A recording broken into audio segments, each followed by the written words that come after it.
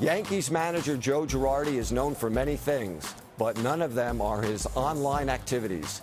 Yankees fans were shocked to find out that he was working on a video game app set to be released in 2014.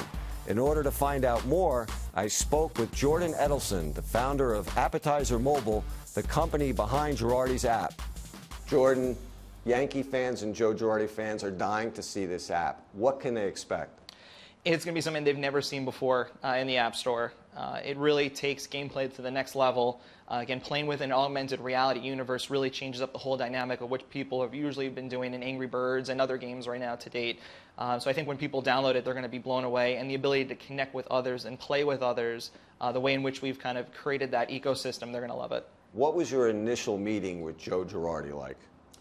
Well, Joe came in with his agent, Steve Mandel, into our office and sat down.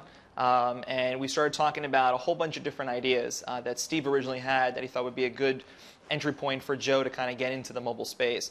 They didn't really know 100% what they wanted to do, but they had a lot of different kind of concepts they were playing around with, from like stats-based apps and manager-type apps that they could possibly do. But Joe, when he came in, he was tremendous.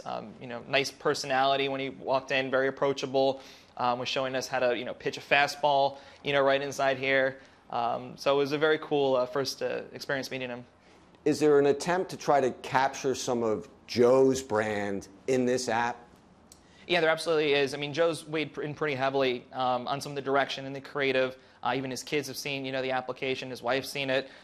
So they've all kind of influenced in their own kind of unique, way. But absolutely, people that are going to play this game will definitely realize that Joe's part of this. Even especially with a lot of the promotion and the launch campaigns behind it, they'll definitely see Joe attached to it. Will other managers and team executives want or be able to have their own apps?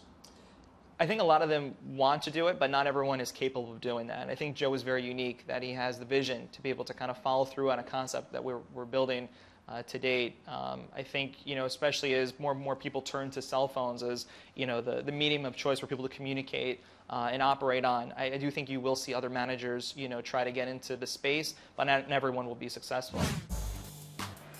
Success doesn't come easy for anyone, even the highly successful Derek Jeter.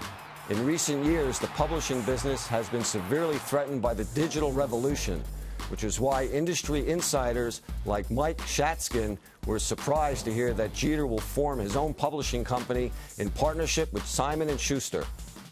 Mike, as someone who's written about baseball and as someone who serves as a consultant to publishers and as a Yankee fan, what was the first thought you had when you heard that Derek Jeter was going to start publishing? I thought that's a really clever idea.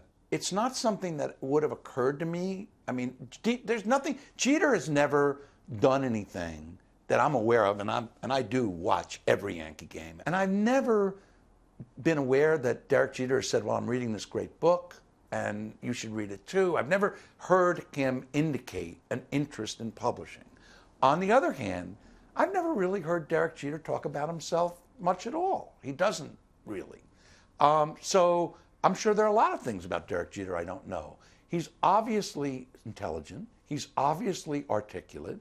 He obviously grew up in a family that values books.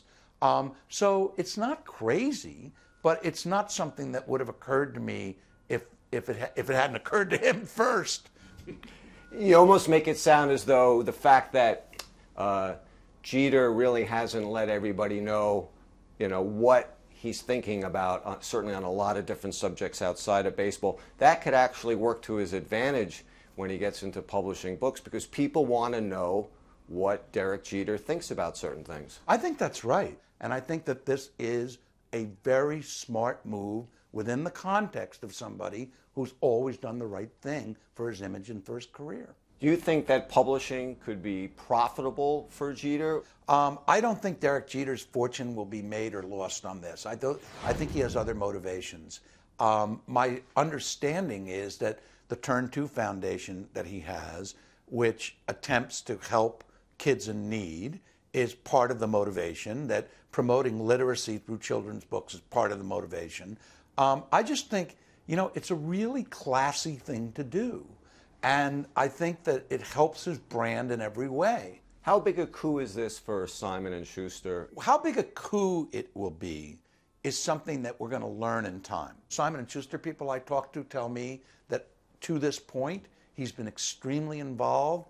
They're expecting him personally, to be a real partner in this venture. So there are never any guarantees, but this seems like a very reasonable shot, and it could be very successful.